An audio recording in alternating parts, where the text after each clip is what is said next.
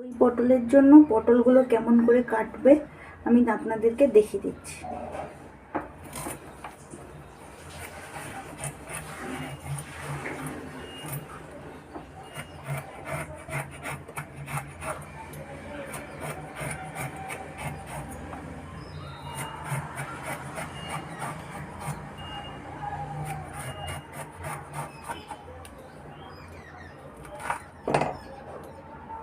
এরকম এরকমভাবে দুধার কেটে নেবে, এরকমভাবে দুধার কেটে নেবে।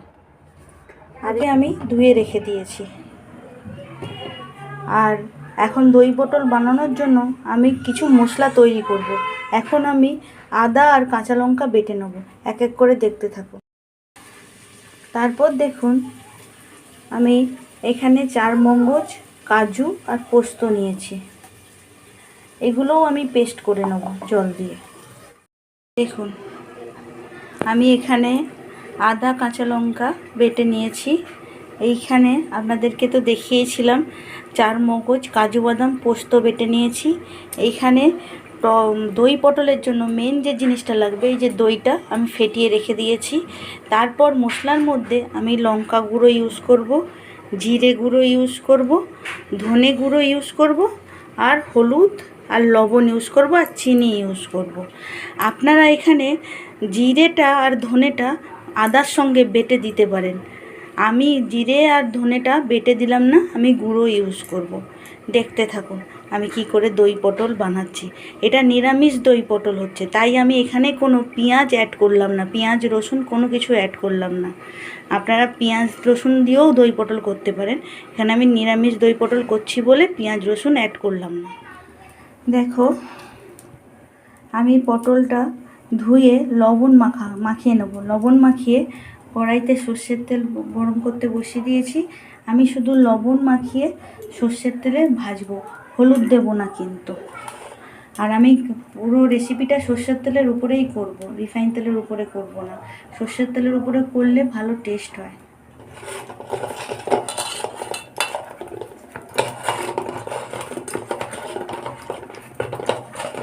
আমি গ্যাসের নখটা লোতে করে দেবো। আমার তেলটা গরম হয়ে গেছে, দেখো ধোঁয়া উঠছে। এই সময় আমি পটলগুলো একটা একটা করে ছেড়ে দেবো।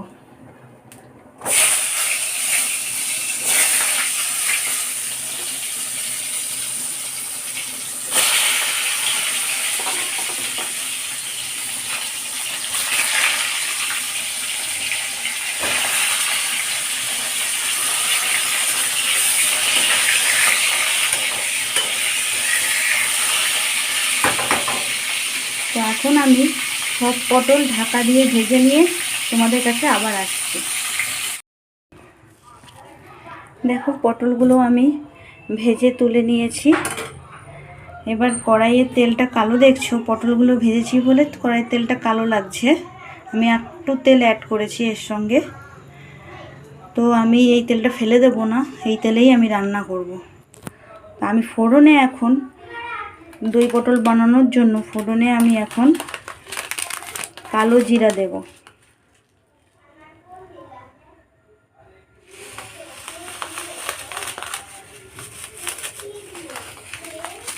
কালো জিরা দেব,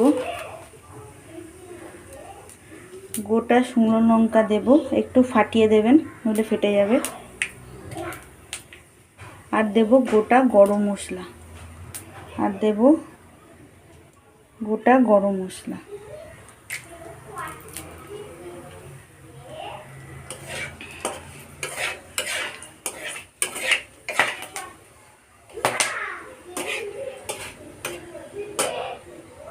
এবার আমি এর মধ্যে আদা বাটা, কাঁচা লঙ্কা বাটাটা দিয়ে দেবো।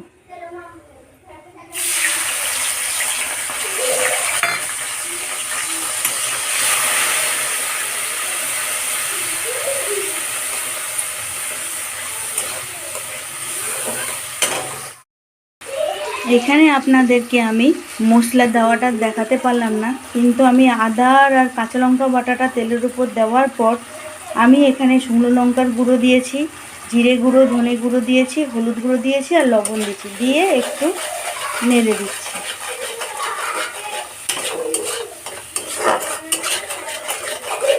আমি একটু এর মধ্যে জল অ্যাড করব যাতে মশলাগুলো না পুড়ে যায়।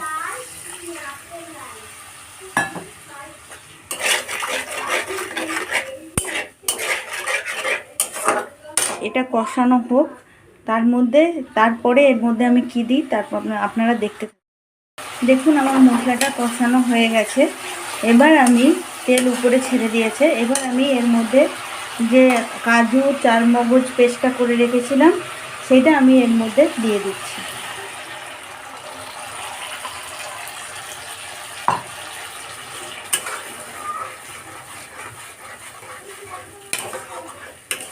এইটা দিয়ে আমি খানিকক্ষণ কষাবো, তারপর দেখতে থাকুন আর কি কি দিই আমি। এর মধ্যে আমি চিনি অ্যাড করে দেব, আপনারা চিনি অ্যাড করবেন সামান্য, মিষ্টি না হলে খেতে ভালো লাগবে না। দেখুন আমি এবার ঢাকনাটা খুলে দেব। দেখুন আমার তেলটা উপরে ভেসে উঠেছে, মানে এটাও আমার কষানো রেডি।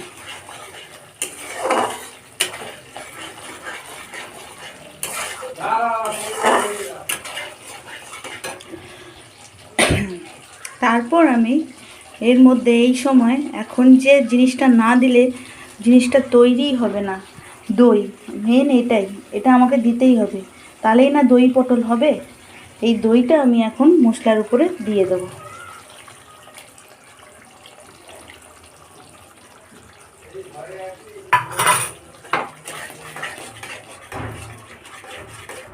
দিয়ে আমি এবার ভালো করে নাড়ব।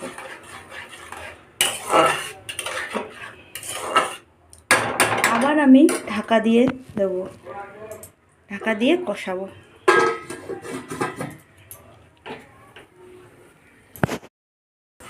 দেখুন এবার আমি ঢাকনাটা তুললাম, আমার মশলাটা কষানো অনেকটাই হয়ে গেছে।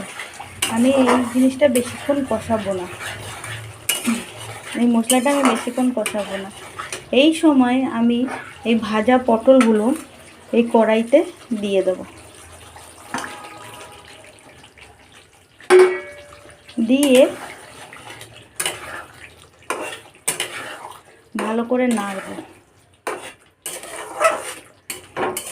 নেড়ে আমি ঢাকা দিয়ে দেবো, আর জলও দেবো না, কিছু দেবো না। এই মশলাটার মধ্যেই আস্তে লো ফ্লেমে আমি জিনিসটাকে তৈরি করব। জিনিসটা তৈরি হয়ে যাক, তারপর আমি বাটিতে সার্ভ করে আপনাদেরকে দেখাচ্ছি। দেখো আমার দই পটল রেসিপিটা একদম রেডি হয়ে গেছে, আমি বাটিতে সার্ভ করে নিয়েছি। তোমাদের কেমন দেখতে লাগছে দেখো, আমাকে জানিও। তোমরা আমার মতো করে বানিয়ে একবার খেয়ে দেখো। নিরামিষ দিনে এই দই পটল নিরামিষ রেসিপিটা তোমরা তৈরি করতে পারো।